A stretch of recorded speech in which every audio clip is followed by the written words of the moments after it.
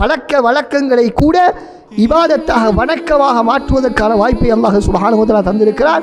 எதன் மூலம்?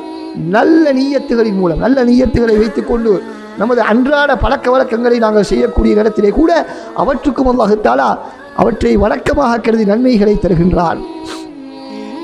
எனவேதான் ரசூலுல்லாஹி ஸல்லல்லாஹு அலைஹி வஸல்லம் அவர்கள் சொன்னார்கள், உடலுறவு கொள்வதற்கு கூட அல்லாஹ் தஆலா சதகாவினுடைய நன்மையை தருகிறார், தர்மத்துடைய நன்மையை தருகிறார் என்று சொன்ன பொழுது சஹாபாக்கள் கேட்டார்கள், யா ரசூலல்லாஹ், எங்களில் ஒருவர் தனது ஆசையை இச்சையை தீர்த்துக் கொள்கிறார், அதற்காகவும் நன்மையை அல்லாஹ் தஆலா தருகிறாரா என்று ஆச்சரியப்பட்டு கேட்டார்கள்.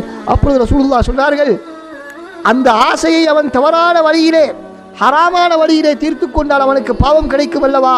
எனவே அவன் அந்த ஹராமான வழியிலே அதனை ஆசையை தீர்த்து கொள்ளாமல் சரியான வழியிலே ஹலாலான முறையிலே அந்த ஆசையை தீர்த்து கொள்ளக்கூடிய நேரத்திலே அதற்கும் அல்லாஹ் சுப்ஹானஹு வ தஆலா நன்மையை வழங்குகின்றான் என்பதாக